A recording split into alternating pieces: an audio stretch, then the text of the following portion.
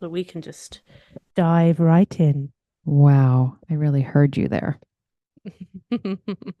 Apparently, if you have a deeper voice, you sound more authoritative and people are more likely to believe what you're saying. That's because that's what men are.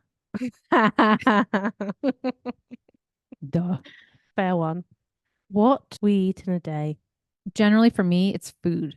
Ah, no way. Is there anything else we eat that's not food? No, toothpaste. Is that eating if you accidentally swallow some? So Now my my mind's gone somewhere else, but this is a family yeah, podcast. don't. I wasn't even there. My mind did not even. Well, I mean, I just wonder if people are here thinking we're going to share what we eat in a day. New listeners might. I think anybody who's been listening to our podcast for a while may suspect we're going somewhere else with this. There is a huge obsession with videos about what people eat in a day, posts about what people eat in a day. What do you understand about this draw Ugh. that so many have towards it? I mean, was it something that you were into? I mean, were these even a Yes, thing? it wasn't a Really? thing. I would have been having a field day with this because for so many reasons, one of which is just curiosity. Like because I care about what anyone does in a day anyway. Like I still think it's interesting to the degree that I just wonder how other people live their lives in their own homes. I don't even care if it's what you're eating. Like what do you do? Like aren't you interested in that? Like I'm so interested. I think that's why social media is such a phenomenon and influencers because I just love looking at what people like the backgrounds of people's lives and how they do things, even how they sit in their car and like how they turn the steering wheel. And I don't know, I just think it is such an interesting thing. I feel like in the best case scenario, that's why it's also interesting because it's just like an insight into people. Um, hmm Even hearing you say that feels like an insight into you. Because I am, I was going to say obsessed, but that's not the most helpful word. I am so intrigued by what is going on in people's thoughts and feelings. In terms yeah. of their actual behaviors or environments, Oh. my interest wanes a bit. It's not that I'm disinterested, but I don't feel that same draw. But one influences the other. I feel like they are equally to me, equally relevant. And for that reason, I still can understand the appeal of videos like this. And also from the perspective of like, I need some ideas, like I'm so tired of my lunch. What else do people eat? However, we are talking about the non-insidious reasons why people are interested. Still worth mentioning, but this is not generally, I think, why people are so obsessed with these videos. Let's be Mm. real. Why are hmm people insidiously obsessed with these videos? Sometimes I think it might be confusion. I work with a lot of people that they have no idea how much is the quote unquote right amount for them to All eat. right.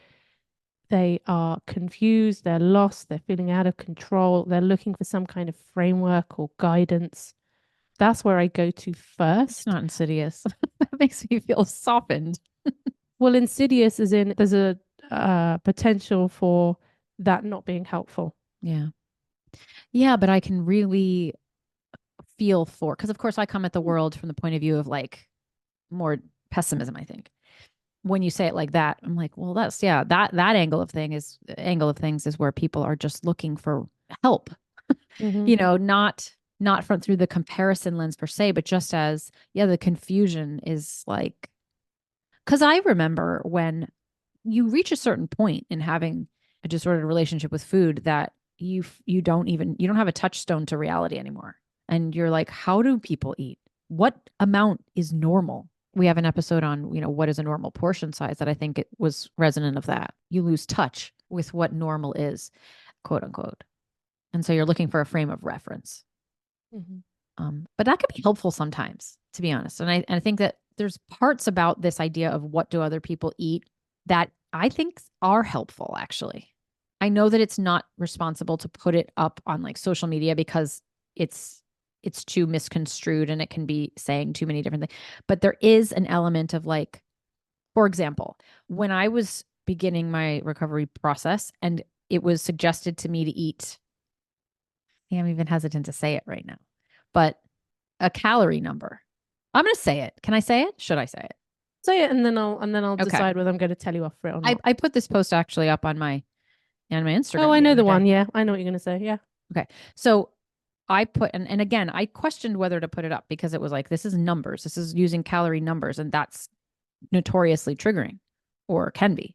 But this is one of those, I made the game time decision to just do it because I think it's more helpful than harmful, which is the post itself read, if you are feeling out of control around food and you're still adhering to the, recommended amount of 2,000 calories a day or less, in many cases, try upping it to 3,000 and see what happens. This kind of reframe, you need to have numbers sometimes, I think, because there's so many unspoken numbers floating around anyway that like sometimes for me that was an important feature of understanding that I was under eating, and because 2000 was this like universally accepted amount. So to me it was like, well, that I can't need any more than that because the world agrees that that is maximum for a woman. And yet, so I know I need more than that. And having that number was relevant. So I think in some cases, like it can be relevant to understand. And I've had clients who sort of eat after our portion size episode came out. I had a client say, I eat the recommended portion size for like everything. And it didn't even occur to me that I might not be eating enough, because it's a recommended amount. And in reality, it's kind of like we need to be questioning those amounts or these numbers. And until somebody explicitly says it, how can you question it? Sometimes it's an issue to not be talking about those things. May I ask, with that post, because I think I saw it a couple of hours after you'd posted it, and I looked at the comments, and the comments was everybody going, "Yes, good point, great." It was very positive and Yes, it affirming. was. Did you get any No, pushback or not a anybody upset one, about not that? even a single one. And it's Interesting. funny because when I put it in stories, I was like, I'm getting ready for people to come at me. And Yeah. I would leave them up there unless it was something blatantly triggering. Like, I wouldn't, I don't take down posts that disagree with me.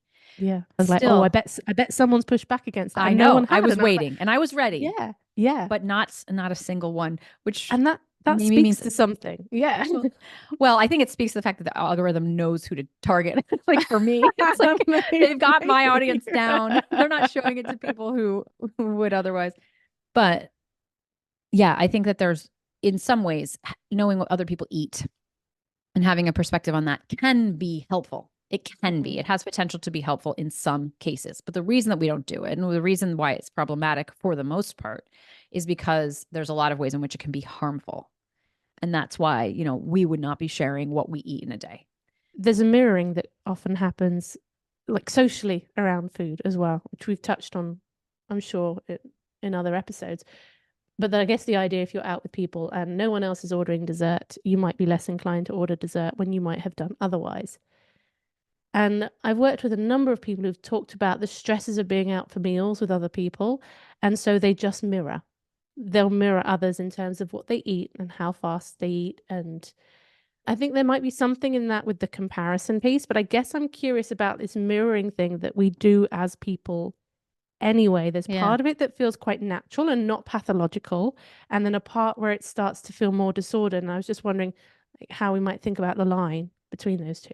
Well, yeah, because like you say, I mean, we learn anything from watching, and observing and potentially modeling. Like modeling is a way that children learn how to exist in the world.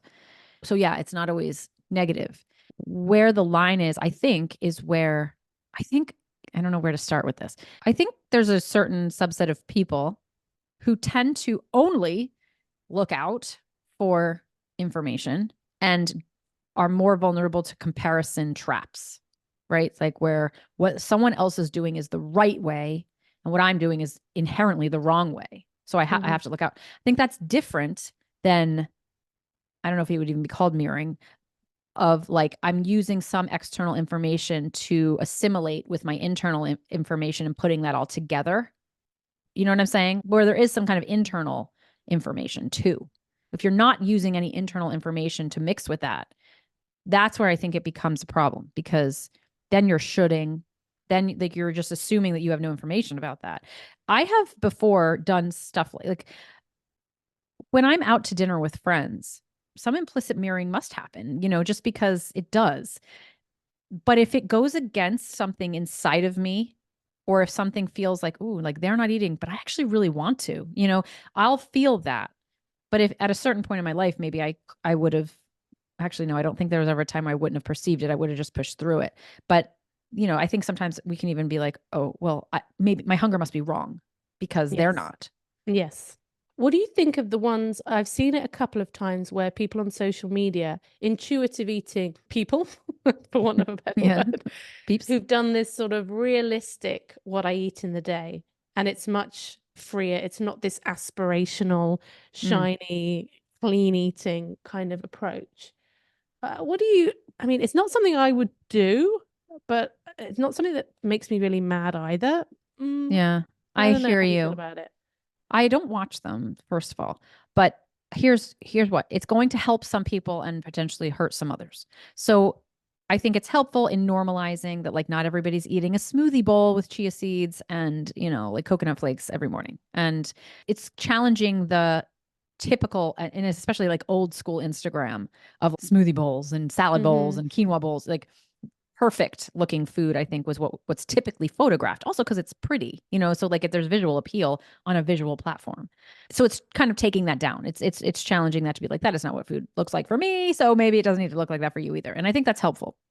But let's say you've got someone who's just starting to stop restricting and they're eating way more than that. Because the amount of food that I eat today is way less than what I was eating when I was recovering in that first 6 months, especially. So I would have looked at that and been like, this is relatable though. So I would buy in even more. I'd be like, well, this is somebody who's pointing out that this is, it's not all perfection, but they're still not eating as much as me. And so context matters. And that's why I try as hard as I can on my captions to any post, any outlook on something, to be like, well, if you're at this part of the process, this might not apply, or Yeah. like it would need to be looked at. It's so hard to do that for each individual scenario, which is why you can never take Instagram's not therapy, and it's not coaching. It's just ideas. But there is a vulnerability with watching a video like this, especially for people who are in recovery who probably do deal with issues of low self-esteem or not trusting themselves. And that there is this idea of like, if they're doing something, even though that's supposed to be the relaxed way, that it still isn't what I'm Mhm. doing. And now am I doing it wrong? Yeah. This is a complete aside. We might even cut out the podcast. But where's the line of responsibility as a content creator I for like know. how somebody is going to perceive it? There are people that will be very vulnerable to the comparison piece, and others that will find it incredibly affirming and reassuring. And like you say, having that idea of some kind of parameter, some kind of context where it can be useful. This is not useful for the listener, but just between you and Well, I, Steph, maybe. what do you No, think? it might be. I think there's some things out there that are really irresponsible. They're basically co-signing eating disorders. Hmm. But I also think that we treat a lot of things with kid gloves, and that if we're not able to talk about things that aren't going to cater to the masses, that we're not going to get the nuances and we're not going to be putting out ideas. And I think that when it comes down to, for me personally anyway, is like, I understand that with anything I read, I have to think about it so I can take triggering content and understand its place and why it is even triggering to me and how that might not have to do with their responsibility, but myself. Again, I'm going to try to do this actually right now, thinking about, there's a very popular, very well followed nutritionist, not in this non-diet field. She's a dietitian though, and she's talking about weight loss and things like that. She puts out content that is like, really, yeah, it's eating disorders. It's eating disorders. Like it is. But I'm also like, well, then I don't follow her. You know what I mean? And yes, she's going to infiltrate people's minds who are going to not benefit from it and going to be harmed by it. But I do, it's like, how much can we control these things? And to me, it becomes like there's a personal responsibility too, of understanding what you're consuming and being able to read yourself and knowing if something's right or wrong for you. And again, not everybody has that intuition necessarily, but I don't know that we could really, I don't know that we could really monitor that. Mm. So something for me, I don't know whether you've had requests like this. I've had a number of requests. Can you do a YouTube video about diabetes and binge eating? Or can you do a video about what if I have to cut out certain foods for medical reasons? Now, I could work with somebody in therapy around those issues. We can have a back and forth and I can help them find their way with that. I can't put out a public information video Yeah. about that kind of content, because anything I say, whichever direction I go with it, is going to help some people and harm some others. Yeah. And I guess, yeah, Yeah. Yeah. that line. And I guess these what we eat in a day videos, when I look at in terms of this is and my bias in here, massively my bias, when I look at the potential for help and the potential for harm, they don't quite add up to me. I think there are ways to get the helpful message across about eating enough and all of that that isn't here's what I'm eating. Yeah. Yeah. And agree. But getting back to this idea of these videos themselves, like, what do you think? Because I would venture to guess that even people here who are like, I don't want to diet anymore, it's very compelling, right? Like, it's like you see it show up and you're like, I want to see. What is our inclination to watching those videos doing? And how could it be harming people, even people who are not dieting or who understand all of this?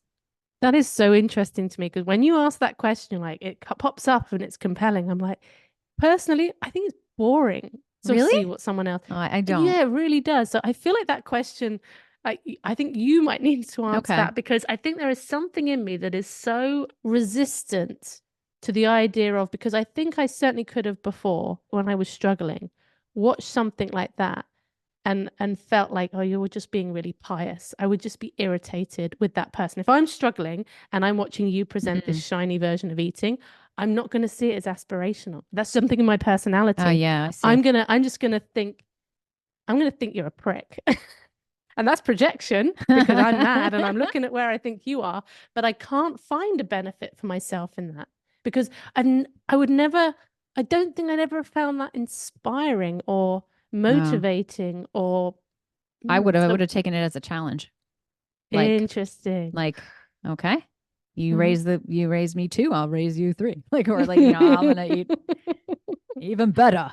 Yeah. I would have worked with it. I'm gonna grind my own chia seeds. That's right. It would have also been an alarmist thing, not just competitive, although there is a competitive element here Yeah. for me in my Yeah. personality. But there would also have been, what am I missing? That is what happened to me a lot, actually. It wasn't social media, that was blogs. And I would read these things people were doing. And I was like, oh my gosh, I had no idea that I was not supposed to be, and I don't want to even say it, like doing X, Y, and Z with my eggs Mhm. because that was creating X, Y, and Z effect. And blah, blah, blah. Right. Like, and then I was like, oh my gosh, thank God I know. Kind of like I would use what people were saying and doing as like, okay, it was how I educated myself. And so I wasn't missing any key pieces of health Yeah. that might, like if I hadn't come across this, I would know, and then I'd be doing it wrong, and I would be jeopardizing my life and the life of my children. I'm pulling my phone up right now, actually, Mhm. and I've just Googled. I mean, I've just searched What "eat did with you me." What search? would you call it? What I eat in a day? Yeah. Isn't there like what I eat? Isn't there an acronym? What? Probably, whatever. I'm going to do this just to experiment with how I notice myself reacting. She's eating okay. She's a thin white woman, which most of them are. Mhm. And she's getting her lunch ready and she's mixing it up. Okay, so what she's got is actually more than I would think. It's not what I eat in a day. It's like what I eat at lunch. How that's such a mislead. Like this one that I've just watched, it's really someone eating lunch, and she's eating more than I would expect her to. Mhm. Um, but also what's coming up for me is like there's also the like no one's going to show you what they don't want to show you on social media. So I think it's a lot of like you're getting a lot of highlight reels, even in the Yes. people who are showing you the more flexible approaches to this, who aren't doing it perfectly, quote unquote. It's still a highlight reel. There's just no one's going to show you what the imperfect part looks like, or you know just I know that because I also used to do that. And well, back when I was a sugar detox coach and stuff, and I remember trying to normalize it too. I think even back then I had some kind of like, see, it's not all perfect. And I would imperfectly show my breakfast. And then after breakfast, I would You went eat really West Coast as well when you were a sugar because that's how it is. detox. That's what I that is know. like. And then I would then I'm like, it's like, yeah, that's what I showed you. And then Mm. afterwards is what I really ate on top of that. And I just think you're not getting the benefit of that. So look, I'm not saying that's happening 100% of the time, but it's definitely happening. And so you're getting information that's not actually accurate and making potentially decisions about that or informing your own choices around that. So I just searched what I eat in a day on YouTube, and put them in order of popularity. Guess how many views the most watched What I Eat in a Day short, it is a short, has got? 5 million. 64 million. Wow. But do you know what? I actually really like it because I don't think it's problematic at all. I think it's fun. And it's not really what I ate in a day, but it's the first one that came up. It said what I ate at a Gujarati wedding reception. That sounds fun. Uh, And do you know what? I actually feel like watching that. yeah, it's not all toxic, right? Like it Hmm. doesn't all have to all be. But I think it's easier for us to say that because we're not in the vulnerable position of Yes. taking on information from these videos that we're not even picking up on it, half of it maybe anymore. Um, Hmm. I just think if you have disordered eating and you're looking at it, you got to look at it carefully. But I'm sitting here and my reels are still going with it, and like some of them are like it's like, oh yeah, that looks really good. Like, and also I don't know, like there's a part of it that isn't toxic, but there's certainly a part of it that is. And so I don't know. I don't know what the answer is. I don't think there is one, but just being like conscious watching. Well, this is what's intriguing to me. So as I'm looking through the videos on YouTube and I look at the first ones that aren't shorts, they're all about eating a lot. So one of them is World's Strongest Man, full day of eating 12,000 plus calories. The next is I survived the world's heaviest man's daily diet. And then I ate my old strongman diet for a day. So this is about eating a lot, which is making me think of mukbang. You know mukbang? No, You not heard of mukbang? no. Yeah. Mukbang was a whole thing for quite a long time. Oh, So you've just talked about this before, mukbang. You talked about this in a different episode once. maybe probably quite a long time ago. And it's about videos of people eating a lot of food. I mean, some of them have got hundreds of millions of Yeah, so views. people do enjoy this. Why is this a phenomenon? There is a phenomena of restrictive eaters watching other people eat as a vicarious experience Yes, of eating. That can be a whole thing. And I guess I'm curious about what that does for some people watching other people eat. Because again, I don't know. For me, if I'm not eating it, I'm not I hear having you. any joy out of watching you eating it. Well, I can speak to that. I hear you, and that is one part of me. And then there's another part of me that in two places in my life where that would have existed. One is when I don't know why it's not about orthorexia per se, but it's just, I remember I was obsessed with the Food Network for a long time. Oh And it yeah, wasn't same. necessarily about watching them eat, although that was part of it. But I think it was because my brain was pushing me towards food to go get it. That's Hmm. why we end up dreaming about food and thinking about it all the time. We can't stop thinking. So it was on my mind all the time. So it was almost like this pull because it wanted food. But also, I have had times where watching other people eat made me feel better about myself. Like they're eating, I'm not. And therefore it reaffirmed my own sense of like doing a good job, and Hmm. other people are eating and I'm not. And so that was another angle of it. I think those are really, really important pieces. And I've worked with people who talk about that feeling of superiority and feeling guilty about it, that somehow makes them a bad person. And I guess I really wanted to speak to that piece because, for the benefit of the viewer, when Steph said to herself, "You're doing a good job," she patted herself on the shoulder. There is something about, I see it as you're just trying to feel okay. Yeah. This is the means to try and do it, and it's quite fragile. But I think there can be a self judgment when people see themselves, they catch themselves judging other people, and they'll have moments of thinking, oh, I Yeah. don't want to be Yeah. thinking these thoughts about other people and I can't help myself. And what does Yeah. that mean about me that I am? So I really want to kind of Yeah. mention that point and if anyone relates to that listening. Yeah. Because even as I said it, it's so funny Mm, because now I'm like, oh shoot, that sounded like, but the way it feels when that is your mentality is like, "Phew, I'm okay. yeah. Because I'm not better in any other way. Like I don't have any clout in any other standing in life except for this one. So yes, Mhm. good for me because that, it's not ego, it's safety, like Yeah. it's that feeling of being okay enough. Um, the other thing Yeah. too is that I think there was also a part of me that would have liked to watch people eat to remind myself that it was okay to eat. Hmm. If other people are eating, then I could, and that was something people do. And they're eating a lot of food. So it's okay if I, even if I'm not doing it, if I wanted to, I could. And that because they're doing it and no one's coming after them, like, or it seems okay for them. Yeah, there were definitely times I think, especially going away with people or being at celebratory events where people are having that quote unquote overeating experience. Like they're eating more than they normally would. And so I might eat then a lot more and be able to reassure myself that it's okay. It's not a binge because everybody else was doing it. And Yeah. I definitely had that in social situations.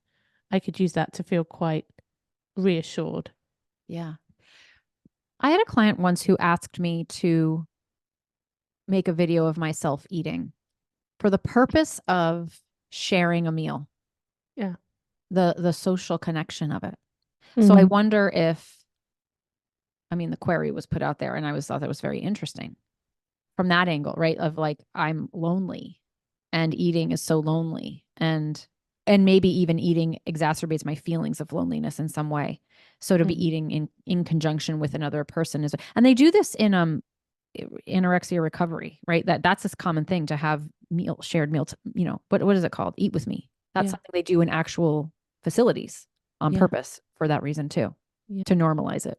Someone used to do that on their Instagram. They used to go live at Yeah. dinner time every day. I can't remember who it Can't was. either. It was And a they long would time just ago. sit there and eat their dinner. Yeah. And a lot of people on there. And I think that was the first time I'd seen that as a thing. It wasn't really in my sphere of knowledge at that Yeah. time.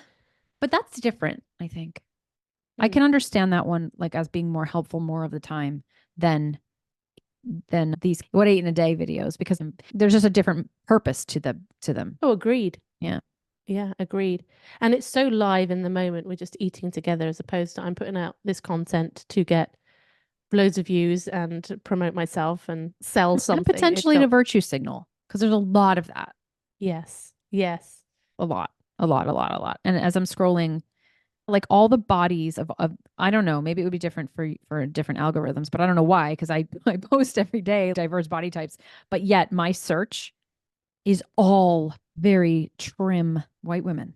That is Hmm. what my feed is full of. I can't understand it because I don't engage with it and I also don't post it, like repost it in stories or anything. So why they're pushing it, but they are. Is this true for you? Hmm. On Instagram. Yeah. I mean, also I No, put the up the search only, term what I eat in a day. Maybe it's just very dominated by this type. oh, for that particular thing. Sorry, I thought you just meant your general one. Yeah, the acronym is WIAID or something. No, E. Hang on, I can't spell. No, I can't spell. That's not even the right word. So when It's I search what I eat in a day, actually, the first video that starts playing on my Explore is what a fat girl eats in a day. And it is a huh. woman in a larger body going around buying takeaway foods. Why don't I get that? You got to see what mine is full of. It is all like Fitspo, Yeah, Thinspo. there's that there as well. That was just the first main video that played. There's lots of pictures of very colourful meals, picture of someone in the gym. There's a bit of a mix actually, a bit of a mix of body sizes. Not no, not much. And all white. All white. Yeah, well, that sounds Until to I be. get pretty far down. I think more diverse bodies are starting to do them as well, which is great. So it is sort of changing the generalized. I mean, yeah, like this one feels fine. I mean, yeah, I mean, there's more out there. Look, they're not all bad, but Yeah. What are our concluding points about what I eat in a day as a know thyself. know Know thyself? thyself. Really though, to understand Mm. like what it's doing for you and if it's inciting any sense of comparison or that you're doing something wrong, it might not be helpful. Well, intention, I always think is a big part of it. You can tell how something feels quite often, like after you've done it, whether that was something that really felt supportive or not. Like stepping on the scale or any kind of use of numbers or measurements, asking yourself, what am I hoping this is going to give me and how do I feel about those reasons?